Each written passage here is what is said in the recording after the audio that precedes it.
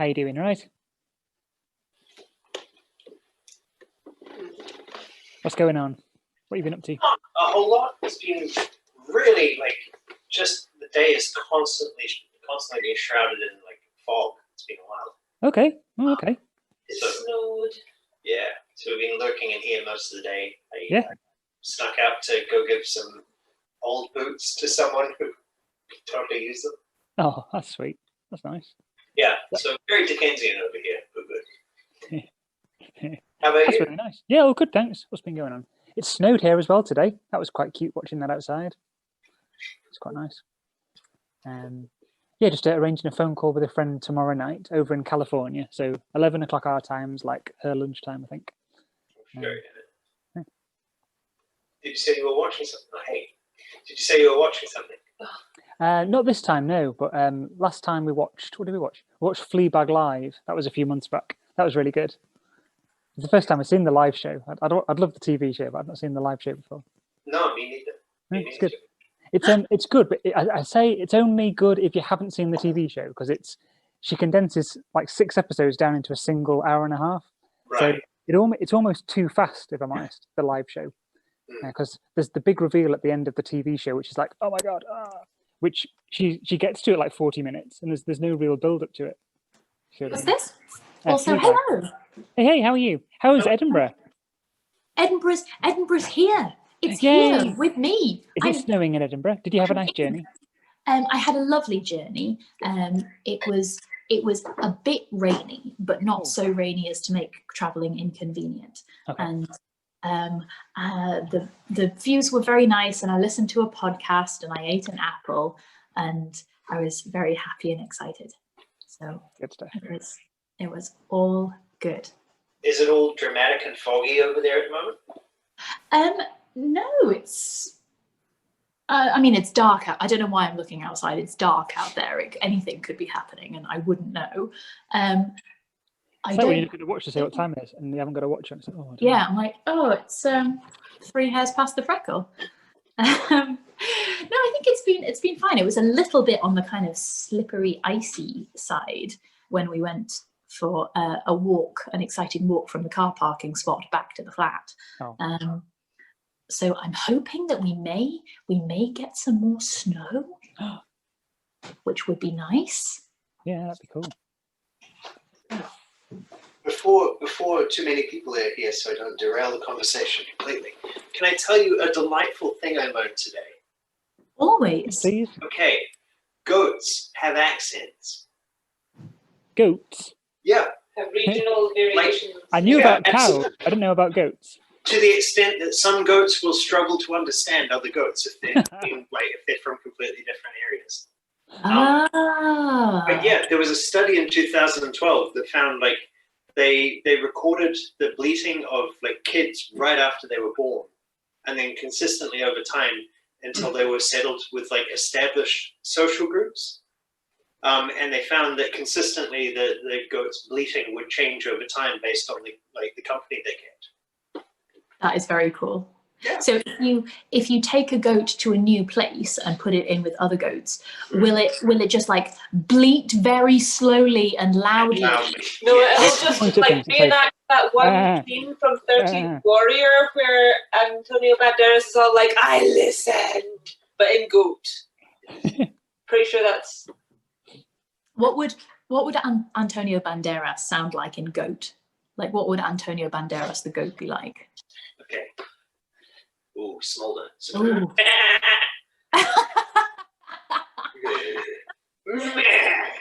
Bracken, I've never been more attracted to you. Oh God!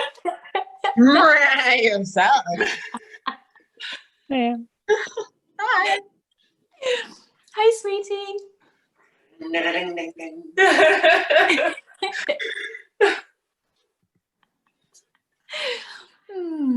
Who have we got?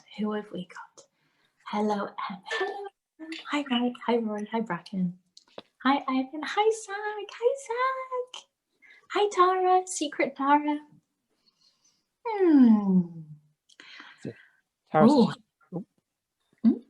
Tara's dealing with a little baby, or not so little baby, I should say, but she's listening. She says she put it on now so she can listen properly later. without disturbing us later. That sounds lovely. That sounds lovely. Oh, what has everybody been up to today? Jigsaw. I did we've done some of 1,000-piece Pokemon jigsaw. Nice. Hey, Katie. Hi, Katie. Katie, hi Katie. Katie, you're looking particularly lovely and glowy and radiant today. I was just thinking the same thing. Isn't she? Did you Jazz just come has in been from burning outside? the Christmas tree. I like fire. I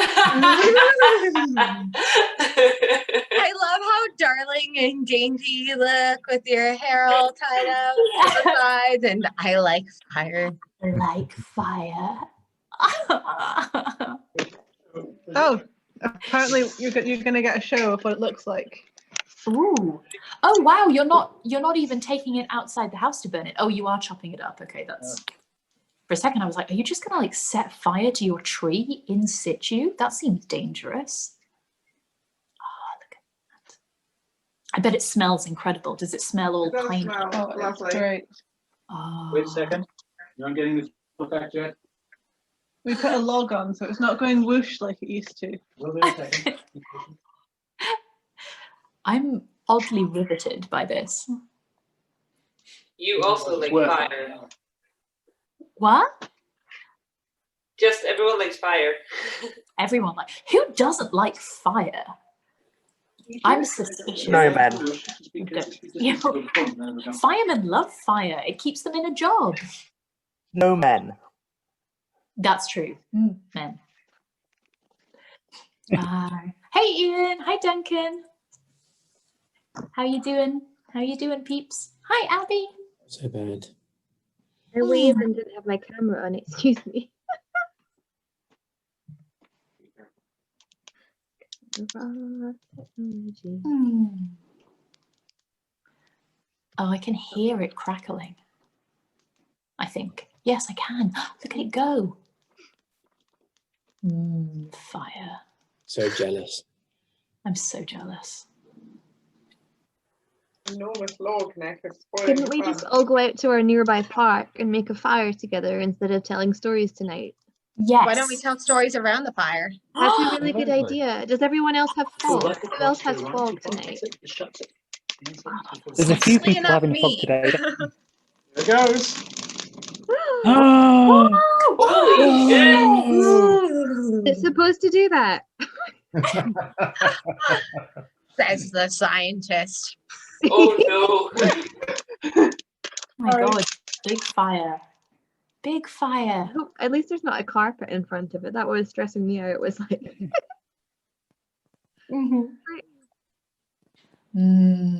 Fire. I'm going to have to switch to a different gallery view because I'm getting too distracted by just staring at the fire. did you take your lights with you, Frankie? I did. I love that you've taken the atmosphere with you, so none of us are too shocked by you being somewhere new. By this point, I don't think that I could read a story if I didn't have the mood lighting. I just open the book and stare at the page, like this means nothing to me. I'm very impressed by how you always have your background in one colour, but your face lit in a different colour. It's quite like heavily contrived. You have a light ring, don't you? I do, and there's also a certain amount of like arranging other lamps in like a, kind of, it's to kind of peek behind the curtain. It's quite a lot of work. If you want to send us a photo one day, I think that some of us would be very interested in seeing that. With your phone, you could show us. It could be Frankie behind the scenes on a phone. Martin is in fact taking a picture right at this very second. Thank you, Martin. Yeah, particularly those of us who've got to record lectures in the middle of the night.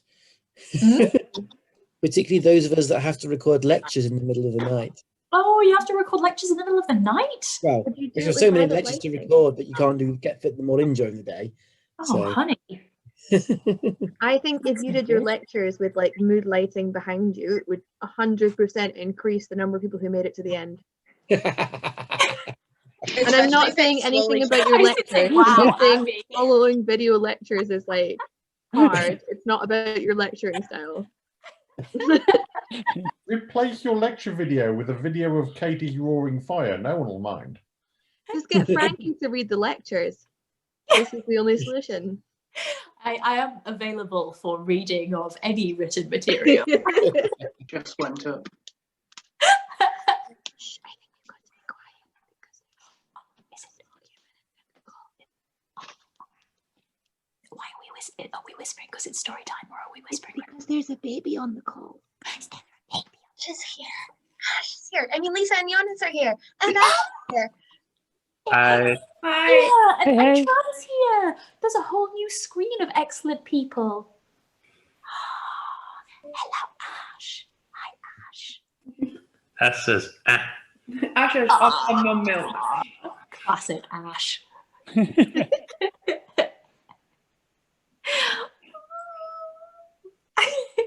Oh, I've got like on one gallery view, there's like baby in the bottom corner, and then I sweep to the next, and there's roaring fire, and this is all just good. This is all very wholesome and nice. Mazel tov, Frankie. You created a bunch of wholesome people in an environment to listen to you do something wholesome. You summoned us. Katie might be too distracted to ask the all-important question. Oh my god, Zach, do you fancy? Enough will Katie appear? Or should I ask? Well, how about you ask? Hi, Sean. Hey, Frankie. Is Yes, it Dan? story time? I think it might be story time. I think it's story time. I think it's 2 minutes past story time. You better get started. Better get started quick. Well, I'll Jesus. skip the first 4 pages. How about that? Cool. Sounds good. What does the first 5 words start mid-sentence? Oh, that's really tempting, and that would be so obnoxious. You are a bad influence. I'm going to mute everybody. I'm going to mute everybody. What? But it's only Zach that's been. Oh, sweetie, I didn't mean to do that. I'm so sorry. Zach. Oh no, don't do that face at me. That face is much better. Okay, listen, now.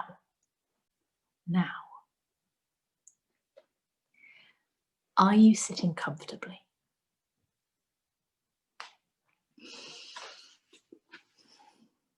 Then I'll begin.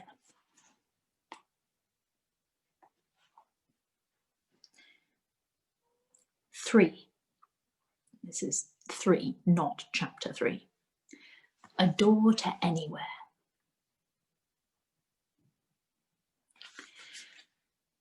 You know the feeling of waking up in an unfamiliar room and not knowing how you got there? For a minute, you're just drifting, suspended in the timeless unknown, like Alice falling forever down the rabbit hole. I'd woken almost every morning of my life in that grey little room on the 3rd floor of Lock House. The sun-faded floorboards, the inadequate bookshelf overflowing with stacks of paperbacks, Bad sprawled beside me like a hairy furnace. All of it was as familiar as my own skin. But still, for a single stretched moment, I didn't know quite where I was. I didn't know why there were crusted salt trails down my cheeks. I didn't know why there was an aching emptiness just beneath my ribs, as if something vital had been cut away from me in the night. I didn't know why the corner of a book was jabbing into my jaw. I remembered the book first. An overgrown hayfield, a girl and a ghost, a door that led marvellously elsewhere, and an eerie, echoing sense of familiarity, as if I'd heard the story before and couldn't recall the ending. How had such a thing ended up in my blue Egyptian chest? And who wrote it in the first place? And why did Addie Larson feel like a friend I'd had as a child and then forgotten?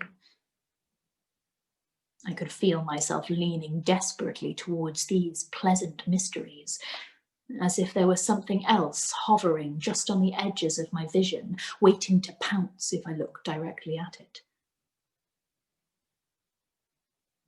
There was a rustling from Jane's bed across the room. "January, are you awake?"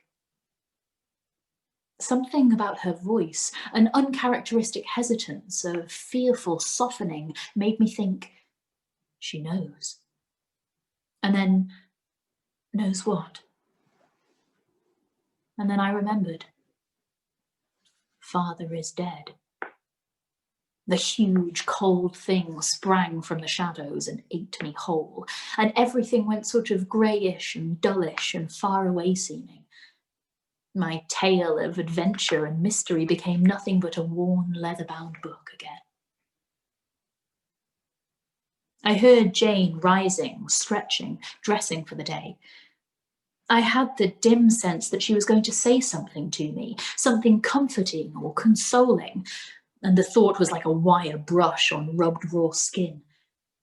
I screwed my eyes shut and clutched Bad closer. Then there was the creak of the window opening, and a warm, dew-heavy breeze ruffled my hair. Jane said mildly, "Let's go out, eh? It's a lovely morning." It was such a normal Saturday morning sort of thing for her to suggest. It was one of our favourite rituals, to go out on the grounds with a basket of biscuits, an armload of paperbacks, and a quilt that smelled permanently grassy from its long service as a picnic blanket. Thinking about it now, the peaceful quiet, the warm, sleepy sound of dragonflies was like thinking of safe harbour in a storm. God bless you, Miss Jane Irimu. I found I was able to sit up, and then stand, and then make all my usual morning motions. It turns out that once you begin, habit and memory keep your body moving in the right directions, like a wound-up clock ticking dutifully through the seconds. I dressed at random, stockings with several holes in the heels, a plain brownish skirt, a peony blouse several inches too short on my wrists. I fended off Bad's excited nips and dragged a brush through my crackling hair. I had nursed a secret hope that puberty might domesticate my hair, but it had instead inspired it to new and greater heights. By the time we left the room, I'd achieved a false, fragile normalcy. And then I stumbled over the package waiting for me in the hall. It was a box of such surpassing whiteness and squareness. I knew it must have come from one of those exclusive shops in New York with a gold cursive sign and gleaming glass windows. A note was propped neatly on top. "My dear girl, though you may feel indisposed, I request your attendance at tonight's party. I wish to give you your birthday present." Several lines were scratched out here. Then, "I am sorry for your loss. C.L. P.S. Do your hair." Locke hadn't dictated it to his secretary. That was his own architectural lettering.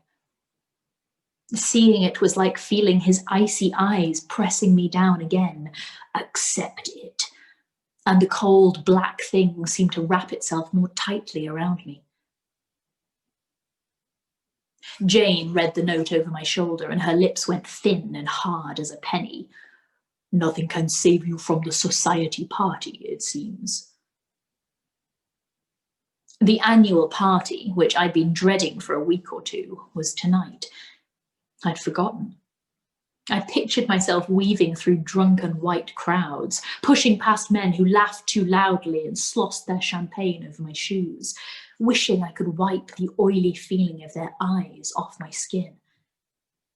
Would everyone know about my father? Would they care? I felt the note tremble in my hand. Jane snatched it from me and folded it into her skirt pocket. "Never mind. We've got hours yet." and she tucked my hand beneath her elbow and marched us down 2 flights of stairs, through the kitchens where the cooks were too harried and sweaty to notice us snatching jam and rolls and a kettle of coffee, and out into the pristine lawns of Lock House. We wandered at first, through the hedged gardens where the gardeners were busy murdering anything that looked too lively or untamed, along the ruffled lakeshore where herons hooted their annoyance at bad and waves tap-tap to the shore.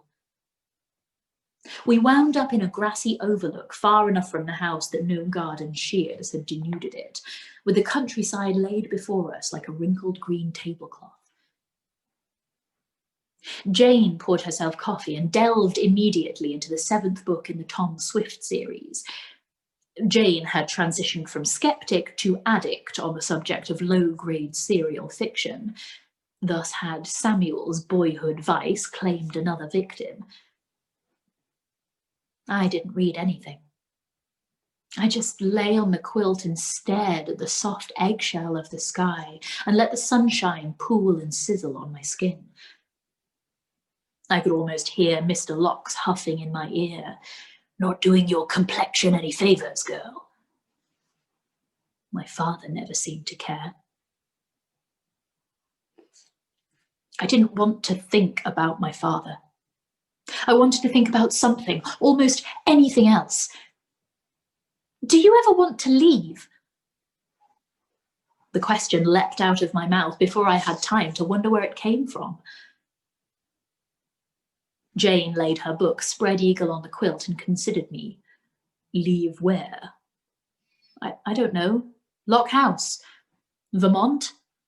Everything. There was a short silence, during which I realised 2 things simultaneously. First, that I was so selfish I'd never once asked Jane if she wanted to go home. And second, that there was nothing in the world holding her here now that my father and his weekly allowance were gone. Panic made my breath shallow and quick. Would I lose Jane too? Would I be entirely alone? How soon? Jane exhaled carefully. "I miss my home more than I can say. I think of it every waking moment. But I will not leave you, January." An unspoken "yet" seemed to hang spectre-like between us. Or perhaps it was "until." I felt like crying and clinging to her skirts, begging her to stay forever, or begging to go away with her. But Jane saved us both from embarrassment by asking lightly, "Do you want to leave?" I swallowed, tucking my fear away for some future time when I'd be strong enough to look directly at it. "Yes," I answered, and in answering realised it was true. I wanted wide open horizons and worn shoes and strange constellations spinning above me like midnight riddles. I wanted danger and mystery and adventure. Like my father before me? Oh, yes.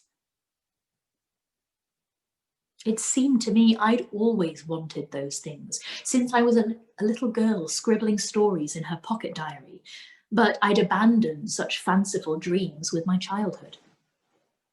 Except it turned out I hadn't really abandoned them, but merely forgotten them, let them settle to the bottom of me like fallen leaves. And then the 10,000 doors had come along and swirled them into the air again, a riot of impossible dreams. Jane didn't say anything. Well, she hardly needed to. We both knew how unlikely it was that I would ever leave Lock House. Odd-coloured young orphan girls didn't fare well out in the wide world, with no money or prospects, even if they were perfectly unique specimens. Mr. Locke was my only shelter and anchor now that my father was gone. Perhaps he would take pity and hire me as a secretary or typist for W.C. Locke & Co., and I would turn dull and mousy and wear thick-lensed spectacles on my nose and have permanent ink stains up both wrists. Perhaps he would let me stay in my little grey room until I grew so old and faded I became a half-ghost, haunting Lock House, alarming guests. After a time, I heard the regular shush of Jane turning the pages of Tom Swift Among the Diamond Makers.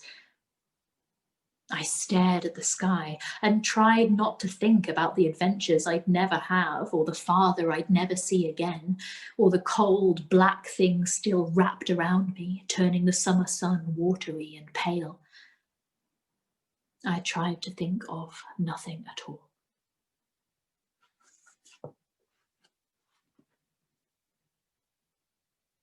I wonder if there has ever been a 17-year-old girl who wanted to attend a fancy party less than I did that night. I stood at the edge of the parlour door for several minutes, or possibly a century, nerving myself to step around the corner into the chemical fog of pomade and perfume. Serving staff swept past with glittering trays of champagne flutes and fleshy-looking canapes. They did not pause to offer me anything, but merely manoeuvred around me as if I were a misplaced vase or an awkward lamp. I drew a breath, brushed my sweaty palm against Bad's fur, and slipped into the parlour. It would be over-dramatic of me to claim that the entire room stood still, or that silence reigned the way it did when a princess entered her ballroom in my books. But there was a kind of silent whooshing around me, as if I were escorted by an invisible wind. A few conversations faltered as their participants turned toward me, eyebrows half raised and lips curling. Maybe they were staring at Bad, standing stiff and surly beside me.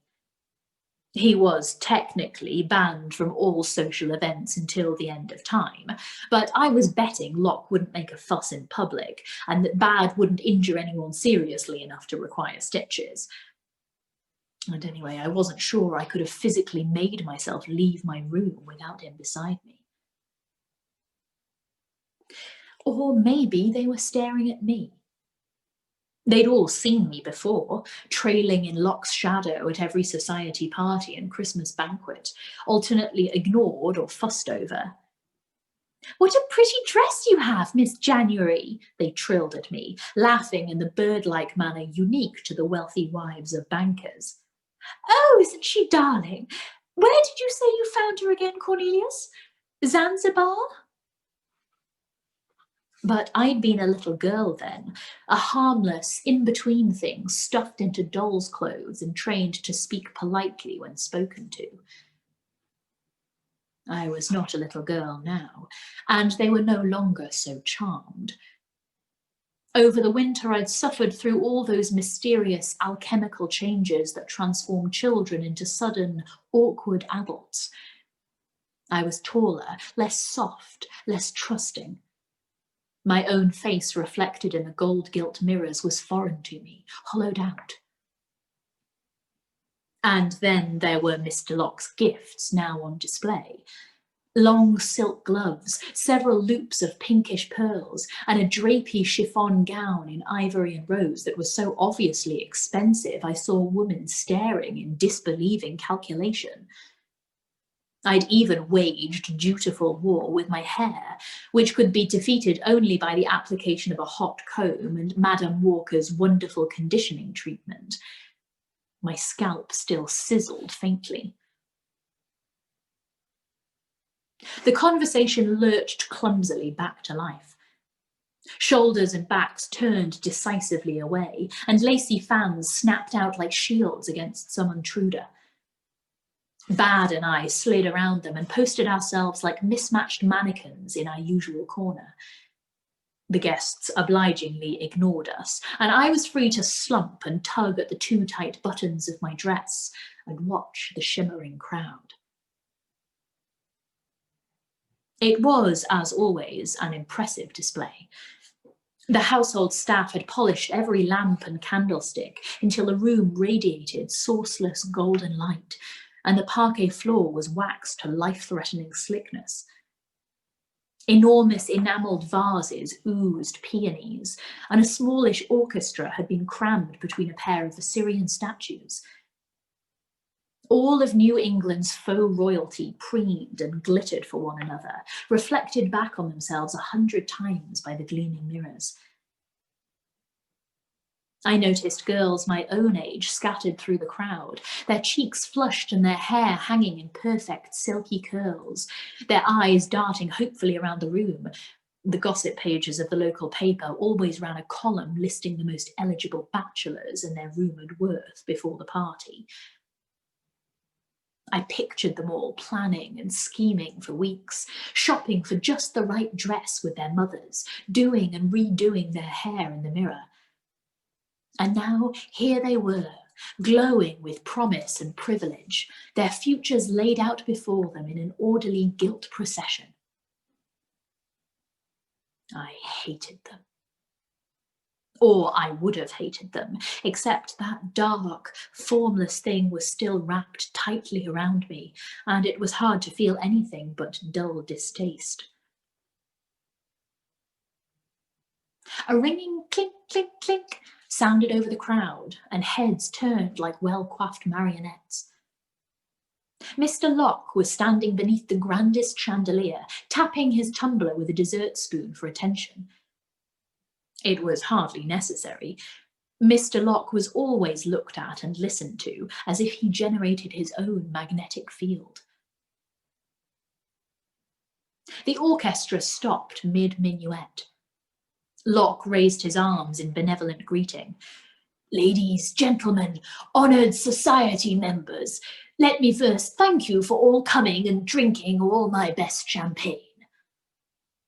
Laughter buoyed on golden bubbles. "We are here, of course, to celebrate the 48th anniversary of the New England Archaeological Society, a little group of amateur scholars who, if you'll forgive me my hubris, do their very best to contribute to the noble progression of human knowledge." A smattering of dutiful applause. "But we are also here to celebrate something rather grander, the progression of humanity itself. For it seems clear to me that the people gathered here tonight are both the witnesses and stewards of a new era of peace and prosperity from pole to pole. Every year, we see the reduction of war and conflict, an increase in business and good faith, the spread of civilized government over the less fortunate." I'd heard it all so many times I could probably deliver the rest of the speech myself. How the hard work and dedication of persons like themselves, wealthy, powerful, white, had improved the condition of the human race. How the 19th century was nothing but chaos and confusion, and how the 20th promised to be order and stability. How the discontent elements were being rooted out at home and abroad. How the savage was being civilized. Once, as a girl, I told my father, "Don't let the savages get you." He'd been about to leave, his shabby luggage in hand, his shapeless brown coat hanging from bent shoulders. He'd given me a half smile. "I will be quite safe," he'd said, "as there are no such things as savages." I could have told him that Mr. Locke and several metric tons of adventure novels disagreed with him, but I didn't say anything. He touched his knuckle to my cheek and disappeared. Again. And now he's disappeared for the last time. I closed my eyes, felt the cold, dark thing wind itself more tightly around me. The sound of my own name jarred me. "Consider my own Miss January, if you want proof." It was Mr. Locke, jovial and booming. My eyes flew open. She came to this household nothing but a motherless bundle, an orphan of mysterious origin without so much as a penny to her name. And now look at her. They were already looking. An ivory ripple of faces had turned toward me, their eyes like fingers plucking at every seam and pearl. What exactly were they supposed to be looking at? I was still motherless, still penniless, except now I was fatherless too. I pressed my back to the wooden panelling, willing it to be over, willing Mr. Locke's speech to end and the orchestra to start up and everyone to forget about me again. Locke made an imperious "come here" gesture. Don't be shy, my girl. I didn't move, my eyes terror-wide, my heart stammering, oh no, oh no, oh no, oh no. I imagined myself running away, shoving past guests and out onto the lawn. But then I looked at Mr. Locke's proud, shining face. I remembered the solid warmth of his arms as he'd held me, the kind rumble of his voice, the silent gifts left in the Pharaoh room all these years. I swallowed and pushed away from the wall, stumbling through the crowd on legs gone stiff and heavy as carved wood. Whispers followed me. Bad's claws clicked too loudly on the polished floor. As soon as I was in range, Locke's arm descended and crushed me against him. There she is, the picture of civility, a testament to the power of positive influences. He gave my shoulders a bracing shake. Did women actually faint, I wondered, or was that an invention of bad Victorian novels and Friday night picture shows? Or perhaps women simply contrived to collapse at convenient moments, to delay the burden of hearing and seeing and feeling, just for a little while. I sympathised. Enough about all that. Thank you all for indulging an old man's optimism and enthusiasm, but we're here, I'm told, to enjoy ourselves. He raised his glass in a final toast, his beloved carved jade cup, translucent green. Had my father brought it to him? Stolen it away from some tomb or temple, packed it in sawdust and sent it across the world to be clutched by this square white hand? To peace and prosperity, to the future we shall build. I dared to look up at the pale, sweating faces that surrounded us, their glasses twinkling in the chandelier's prisming light, their applause breaking around me like ocean waves.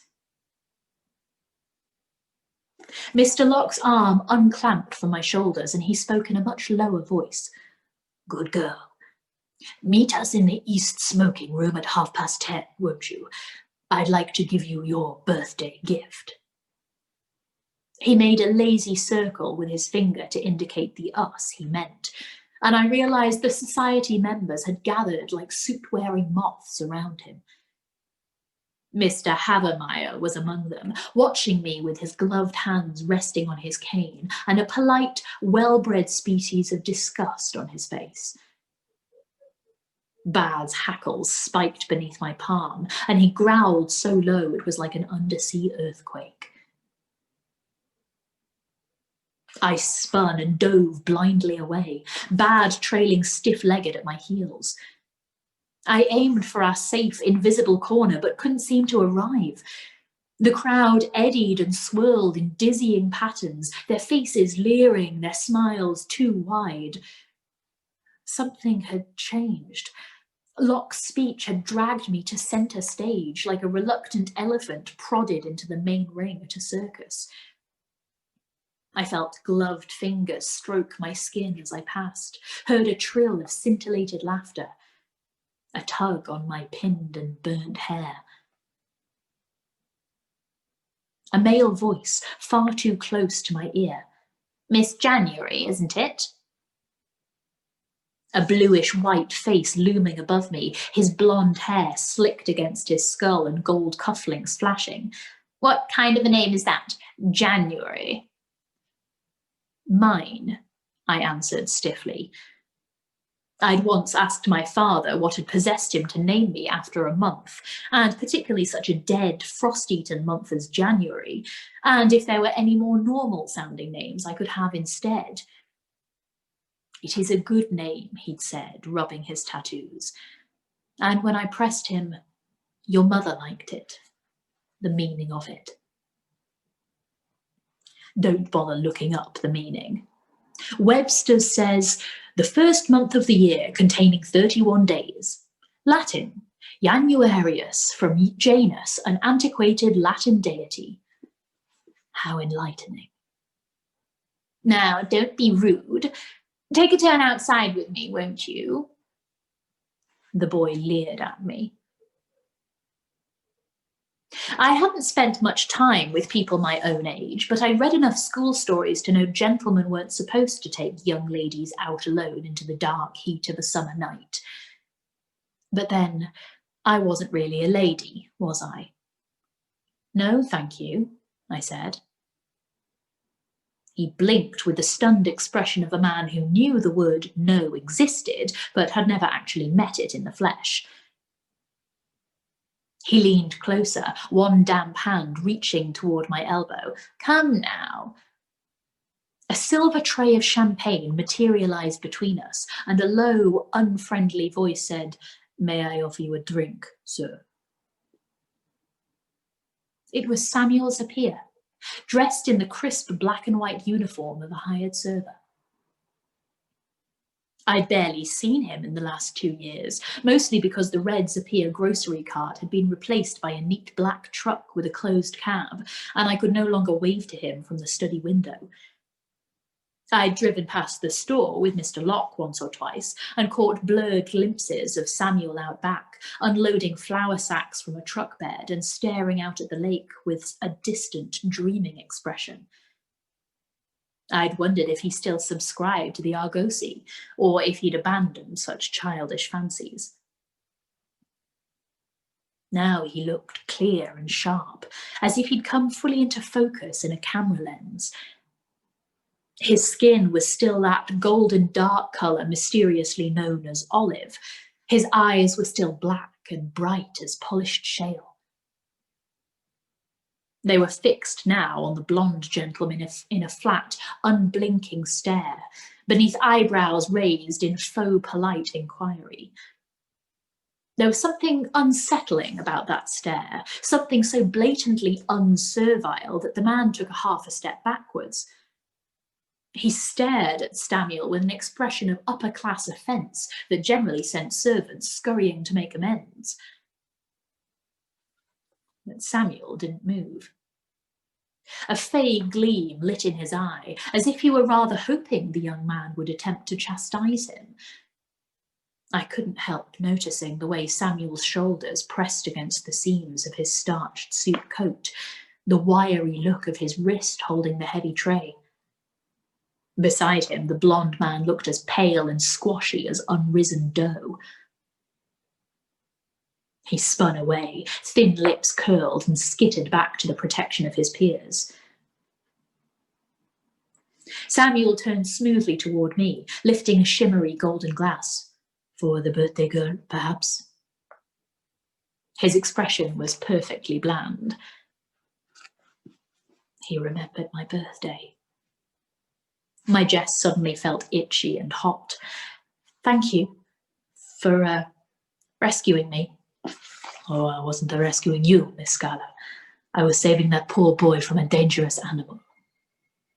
He ducked his head at Bad, who was still watching the retreating man with his hackles raised and his lips curling back over his teeth. Ah. Silence. I wished I were 1,000 miles away. I wished I were a yellow-haired girl named something like Anna or Elizabeth, who laughed like a clockwork bird and always knew just what to say. The corners of Samuel's eyes crimped. He folded my fingers around the stem of the champagne flute, his hands dry and summer warm. "It might help," he said, and vanished back into the crowd. I downed the champagne so quickly my nose fizzed with it. I raided several more silver trays as I made my way through the parlour, and by the time I reached the smoking room, I was placing my feet very precisely and trying not to notice the way colours sloshed and oozed at the edges of my vision. My dark veil, that invisible thing that had girdled around me all day, seemed to flicker and warp. I took a breath outside the door. "Ready, Bad?" He dog-sighed at me. My first impression was that the room had shrunk considerably since I'd last seen it. But then I'd never seen it crammed with a dozen men wearing crowns of bluish smoke and conversing in low rumbles. I recognised this as one of those important, exclusive meetings that I'd never been permitted to attend. Those boozy, late-night congregations of men where the real decisions were made. I ought to have felt pleased or honoured. Instead, I tasted something bitter in the back of my throat. Bad sneezed at the cigar and leather reek, and Mr. Locke turned towards us. "You made it, dear girl. Come, take a seat." He gestured to a high-backed armchair in the rough centre of the room, around which the men of the Archaeological Society were ranged as if posing for a portrait painting. There was Havermeyer and the ferrety Mr. Ilvain, and others I recognised for previous parties and visits. A red-lipped woman with a black ribbon around her throat, a youngish man with a hungry smile, a white-haired man with long, curling nails. There was something secretive about them, like predators stalking through tall grass. I perched on the armchair, feeling hunted. Mr. Locke's hand landed on my shoulder for the second time that evening. "We've asked you here tonight for a little announcement. After much careful thought and discussion, my colleagues and I would like to offer you something rather rare and much sought after. It's quite unorthodox, but we feel it is warranted by your unique situation. January," a dramatic pause, "we'd like to offer you formal membership in the society." I blinked at him. Was this my birthday gift? I wondered if I ought to be pleased. I wondered if Mr. Locke had known how, as a girl, I dreamed of joining his silly society and trotting around the world having adventures, collecting rare and valuable objects. I wondered if my father had ever wanted to join. That bitter taste returned, and something else that burned ember hot on my tongue. I swallowed it back. "Thank you, sir." Mr. Locke's hand knocked me twice in hearty congratulations. He launched into another speech about the formal induction process and certain rituals and oaths that must be made before the founder, see that capital F like a saluting soldier, but I wasn't listening. The burning in my mouth was growing stronger, scalding my tongue, and my invisible veil was crumbling to ash and char around me. The room about me seemed to pulse with heat. "Thank you," I interrupted. My voice was flat, almost toneless. I listened to it with detached fascination. "But I'm afraid I must decline your invitation." Silence. A silver-eyed voice in my head was hissing at me, "Be a good girl, mind your place," but it was drowned out by the alcohol flooding in my blood. I mean, why should I want to join your society, really? A bunch of fussy old aristocrats who pay better and braver men to go out and steal things for you. And should one of them disappear, you don't even pretend to mourn him. You just carry on as if nothing, as if he didn't matter. I broke off, panting. You don't really realise how many small sounds a house makes. The tocking of the grandfather clock, the sighing of the summer breeze against the window panes, the moaning of floor joists beneath 100 pairs of expensive shoes, until you've stunned a room into absolute silence. I clutched Bad's collar as if he were the one in need of restraint. Mr. Locke's hand tightened on my shoulder and his munificent smile became something gritted and painful looking. "Apologise," he breathed at me.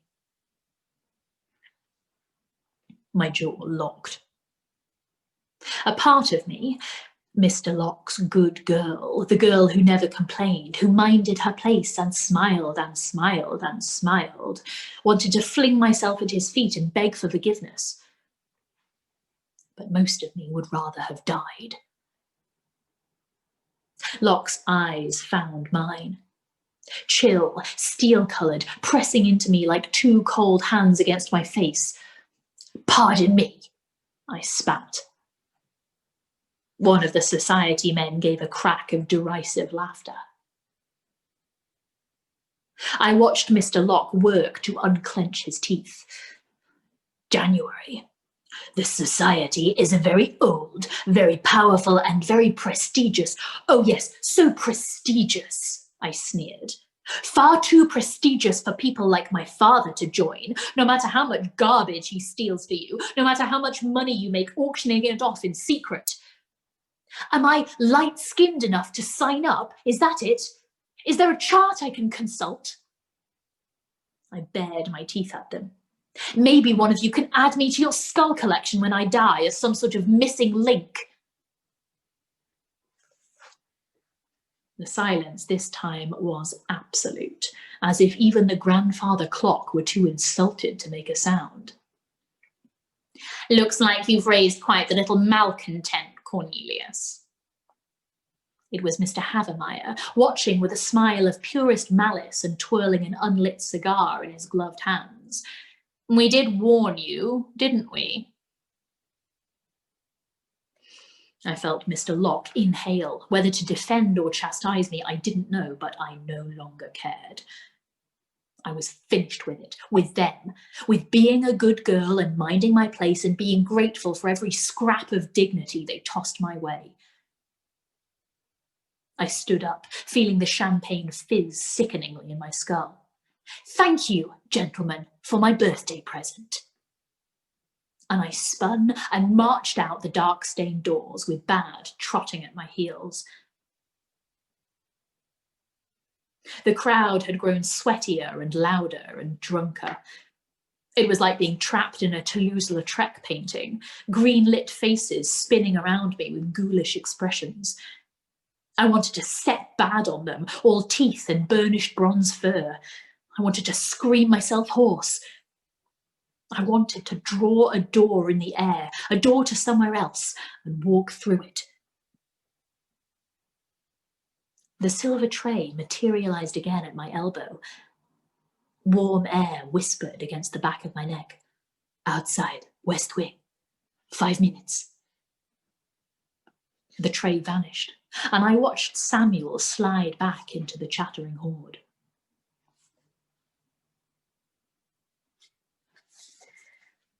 When Bad and I slipped out the West Wing door, feeling like escapees from some hellish fairy ball, we found Samuel alone. He leaned against the still warm brick of Locke House, hands jammed in his pockets. His neat waiter's costume looked like it had recently suffered an escape attempt. His tie was loose and crumpled, his sleeves were unbuttoned, his dark coat had vanished. I did not know if you would come." His smile had finally extended past his eyes. "Yes." Silences are easier to bear outdoors.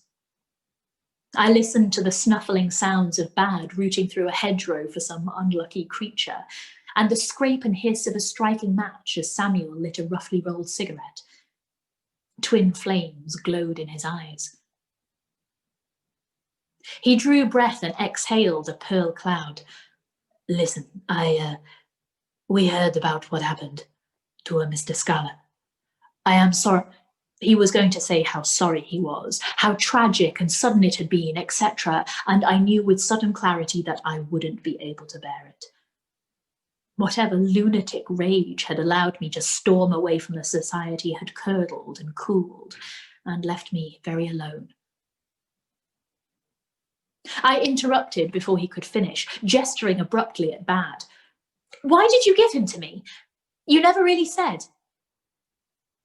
My voice was too loud and false-sounding, like a poor actor in a town play. Samuel's brows rose. He watched Bad crunching merrily on something field mouse-sized, then gave me a one-shouldered shrug. Because you were lonely. He twisted his cigarette out on the brick beside him and added, and I do not like to see people outnumbered. Mr. Locke and that old German woman, bah. You needed someone on your side, like a Robin Hood needed a Little John, eh? His eyes sparked at me. I'd always made him play Little John in our games of Sherwood Forest, alternating at need to Alan a Dale or Friar Tuck. Samuel pointed to Bad, who was making a series of unpleasant hacking sounds to dislodge the mouse bones in his throat. This dog, he is on your side. So casually, thoughtlessly kind. I found myself leaning closer, listing toward him like a lost ship towards a lighthouse. Samuel was still watching Bad. Do you swim much these days? I blinked at him. No. He and I had spent hours flailing and splashing in the lake as kids, but I hadn't set foot in the water for years. It was just one of those things I'd lost somehow along the way of growing up. I caught the tilted edge of his half smile. Then you are out of practice. Bet you a quarter I could beat you now. He'd always lost our races, probably because he'd had to help in his family's store and lacked the endless summer afternoons I'd had to practice in. A lady doesn't bet, I said primly. But if I did, I'd be 25 cents richer. Samuel laughed, a boyish, immoderate sound I hadn't heard since we were children, and I smiled rather foolishly back at him.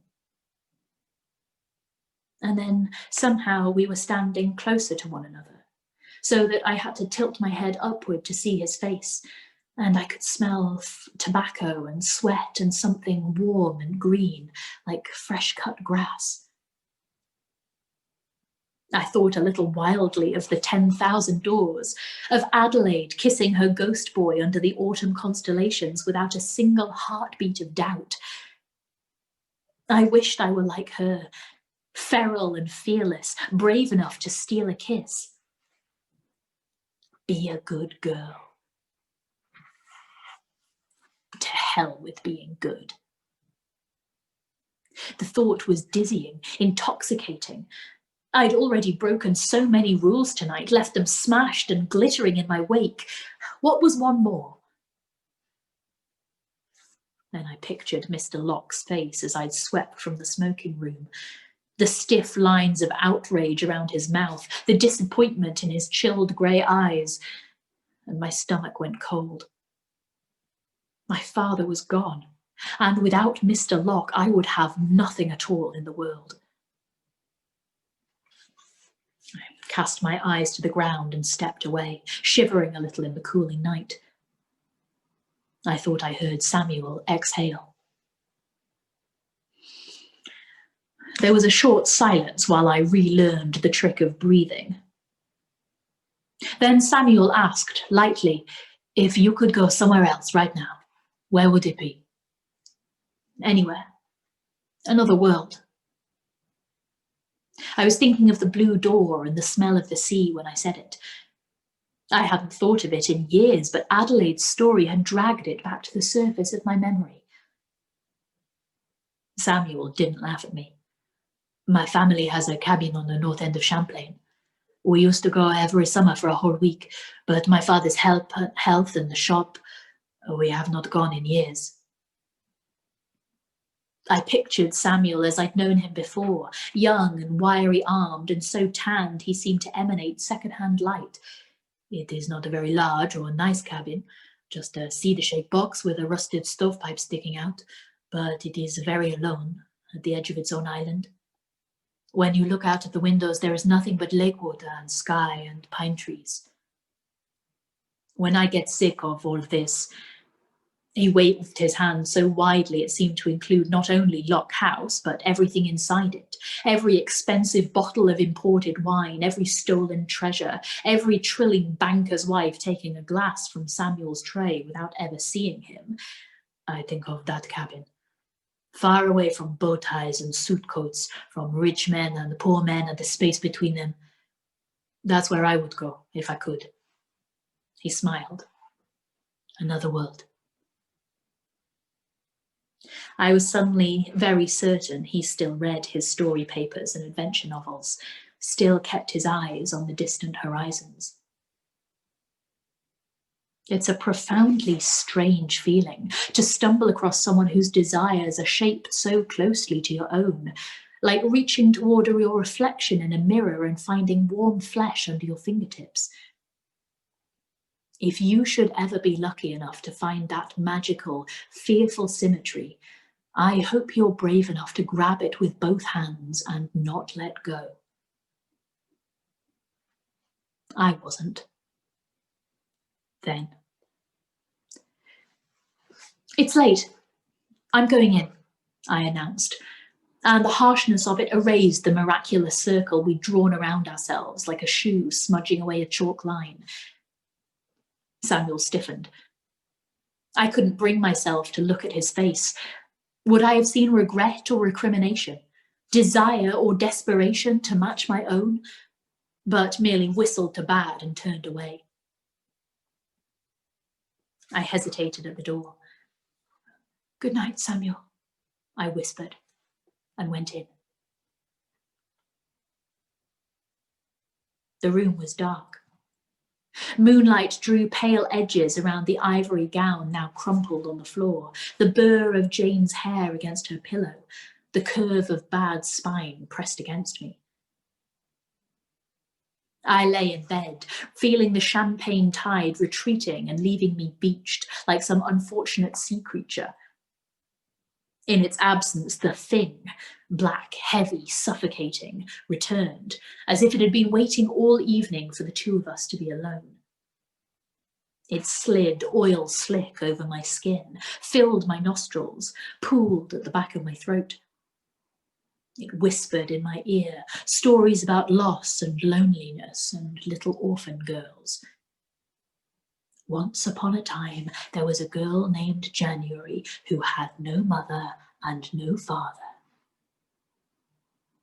The weight of Lock House, red stone and copper and all those precious, secret, stolen things pressed down on me.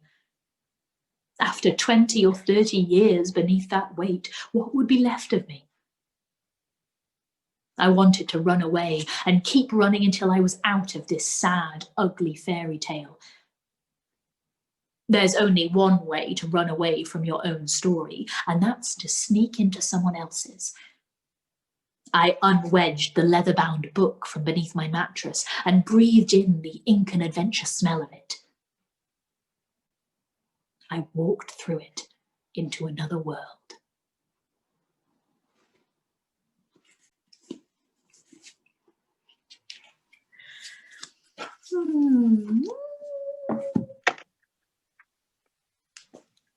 Well, that went differently to how me and Nick anticipated.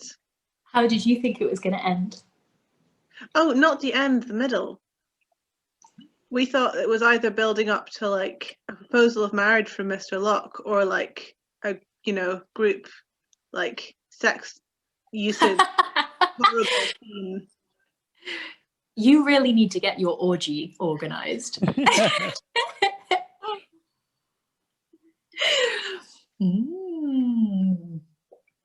So what do we all think about what's going on?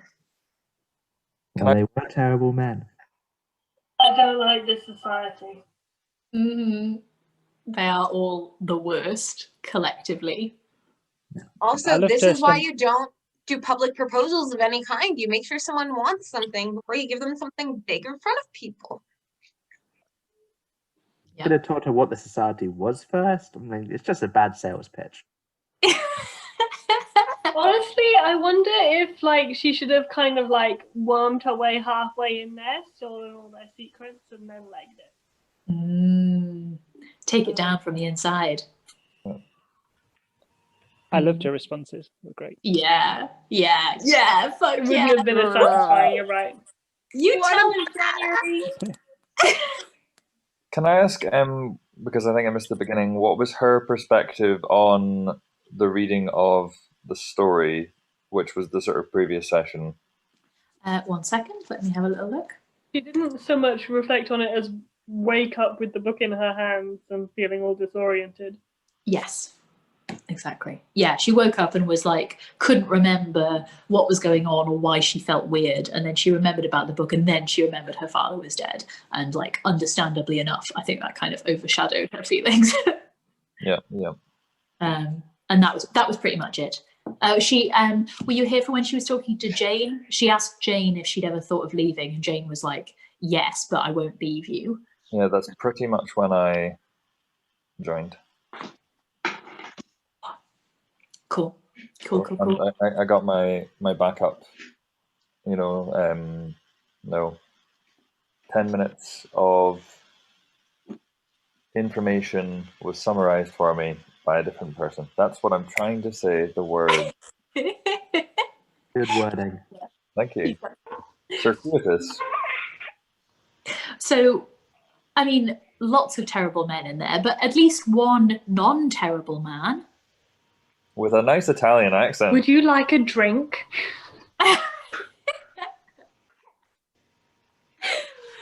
Yeah, I am. Ariane, if you watch this back at any point, I'm really sorry about the accent. I did my best. Oh. It was actually. I'm getting a snuckle. Oh, Grizzles. Oh. So hold on, I'm gonna look and see what is gonna happen tomorrow. Ooh.